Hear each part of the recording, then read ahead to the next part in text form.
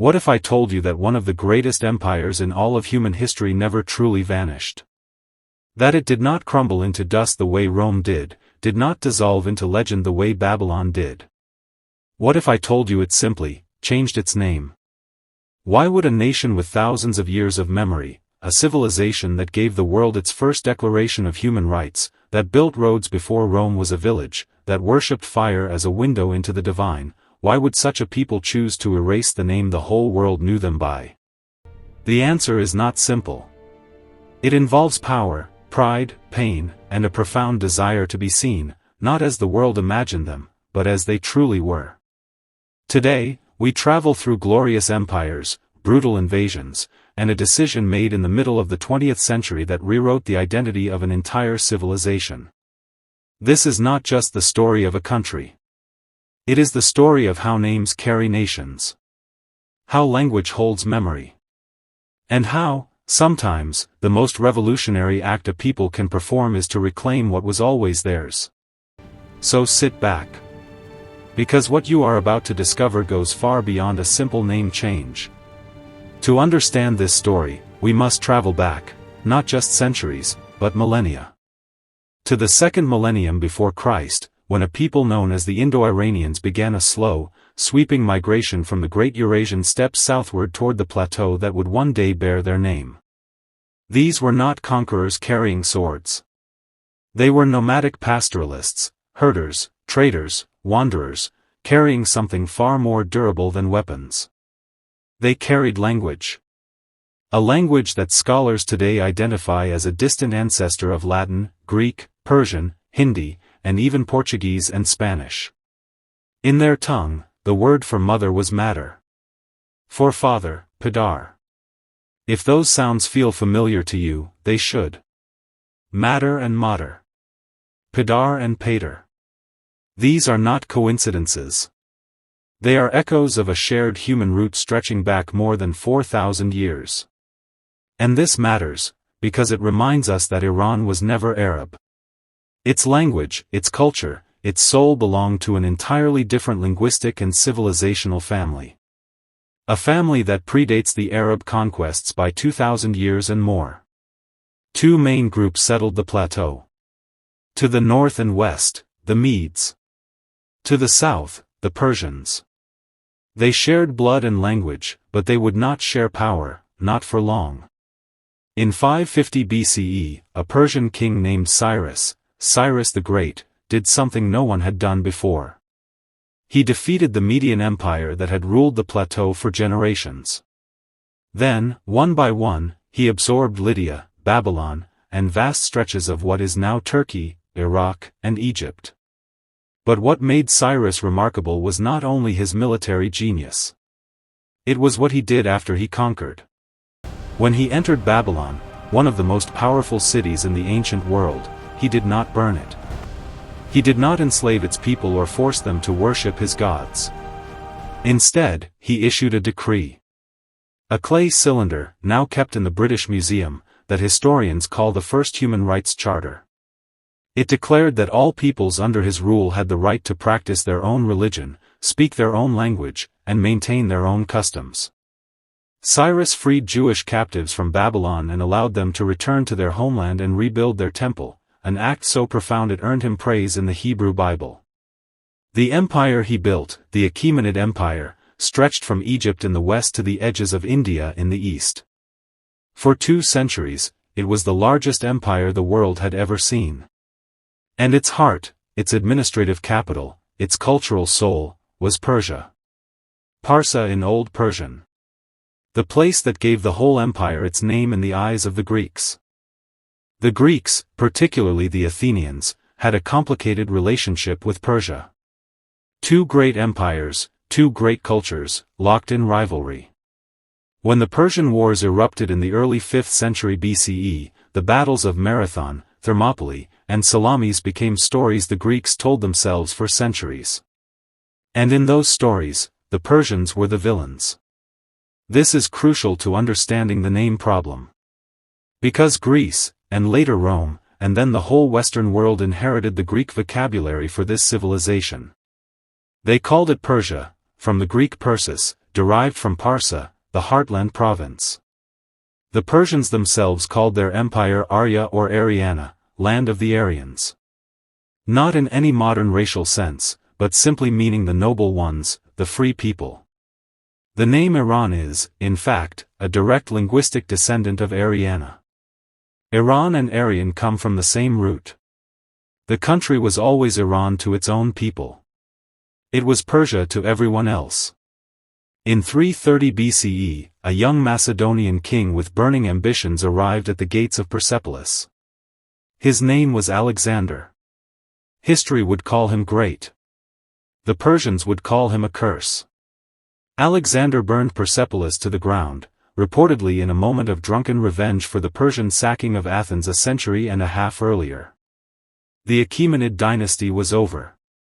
One of the most sophisticated civilizations on earth lay in ashes. And yet, it did not vanish.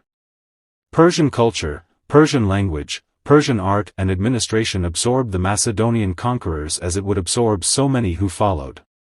The Parthians came next, then the Sassanids, who revived Persian glory for 4 more centuries, building an empire that challenged Rome itself. Then came the blow that would reshape Persian identity forever. In 651 CE, Arab armies riding on the wave of a new religion, Islam, defeated the Sassanid Empire. The last Sassanid king fled and was murdered by his own people. Persia fell. What followed was not a simple conquest. It was a civilizational collision. The Arabs brought Islam, a new script, a new language of prayer and administration. Over generations, Persians converted.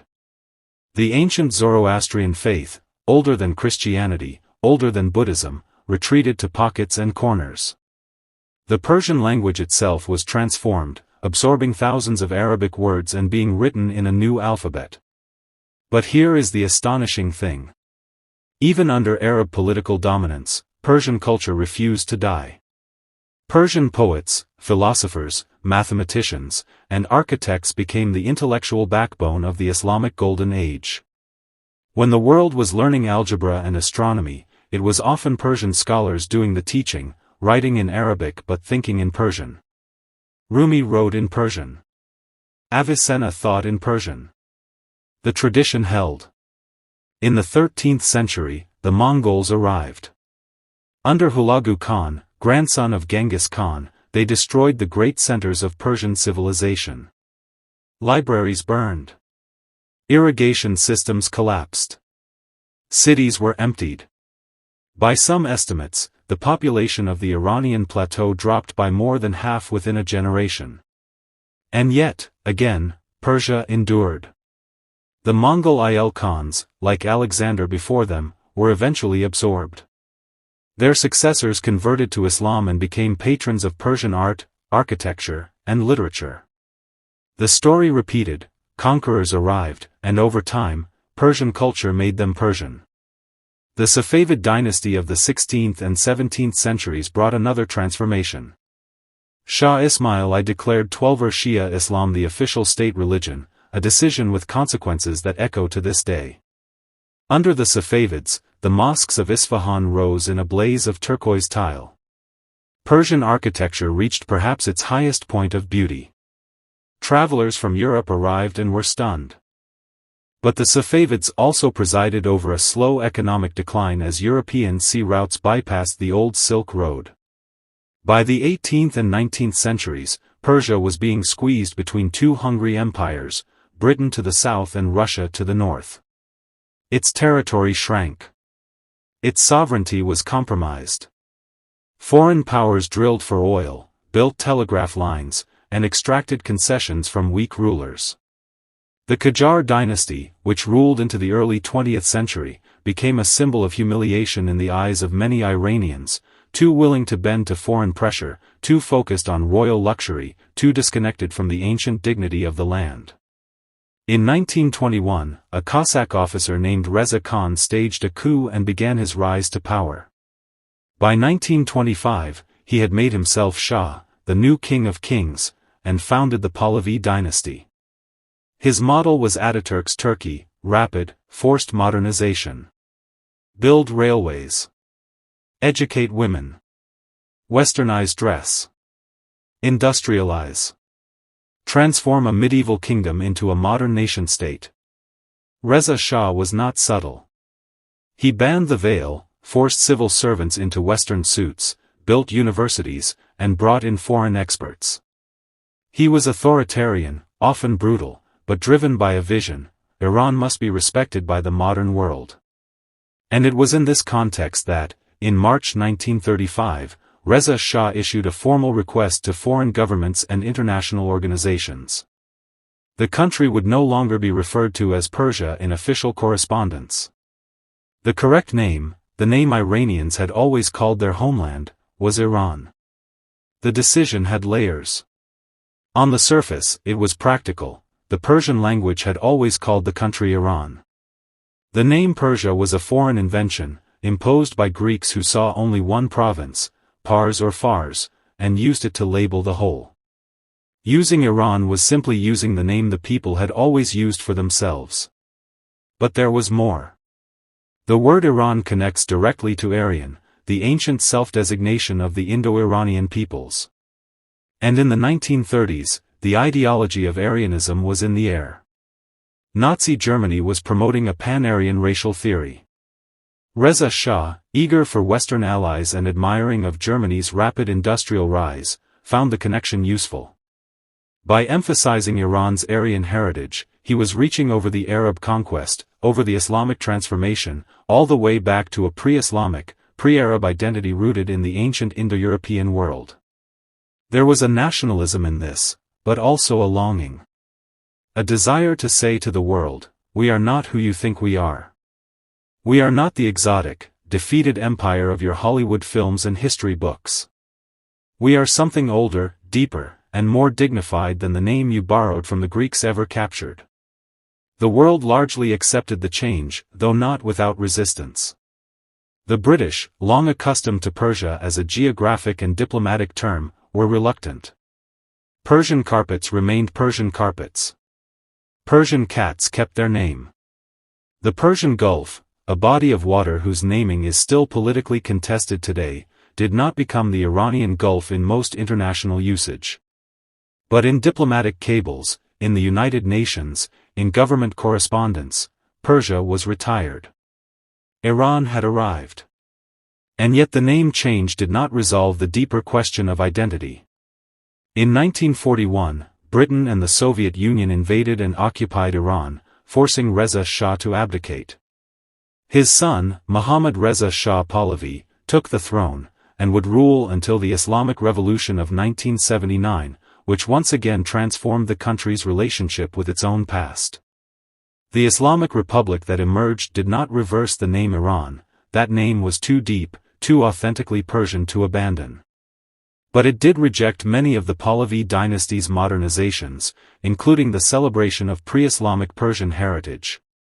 The ancient ruins of Persepolis, which Reza Shah had championed as a symbol of Iranian greatness, became politically complicated under the new government. The tension at the heart of Iranian identity, between the pre-Islamic Persian civilization and the Islamic civilization that followed, did not begin with Reza Shah, and it did not end with the revolution. It is a tension that lives in every Iranian who recites Ferdowsi's Shahnameh, the great Persian epic written in the 11th century precisely to preserve the Persian language after the Arab conquest. It is a tension that lives in the very name of the country. So what does the name Iran really mean? What did Reza Shah's decision in 1935 really accomplish? It accomplished something that nations rarely manage: it reclaimed a self-definition. For centuries, Iranians had been named by others, by Greeks, by Arabs, by European diplomats drawing maps in distant capitals. The name Persia was a beautiful name. But it was never theirs. Iran was always theirs. And in that small act, in a formal diplomatic note sent in March 1935 asking the world to get the name right, there was an assertion of dignity. A people saying, if you are going to talk about us, at least call us what we call ourselves. That impulse is not unique to Iran. It is the impulse behind every people who have ever pushed back against the name given to them by the powerful. It is why some nations insist on the correct pronunciation of their own names. Why some cities have reclaimed the names that colonizers replaced. Names are not neutral. They carry history, power, and memory. And when a civilization chooses to change its name, or rather, to return to the name it always had, it is not erasing its history. It is insisting on telling that history in its own voice. Persia did not disappear. The fire temples of the Zoroastrians, though nearly forgotten, still burn in a handful of cities. The Persian language, Farsi, is still spoken by more than 100 million people across Iran, Afghanistan, and Tajikistan. The poetry of Rumi, Hafez, and Omar Khayyam is still read on every continent. Persian carpets still carry centuries of mathematical artistry in every knot. The civilization that Cyrus built, that absorbed Alexander, that survived the Arab conquest, that recovered from the Mongols, that endured colonialism, is still here. It just prefers, if you don't mind, to be called by its proper name. Iran. If this story moved you, share it with someone who believes that history is only what the powerful decided to remember. And subscribe, because next time, we travel to another civilization that refused to disappear. Until then, think carefully about the names you use. Because every name is a story. And every story has a people behind it.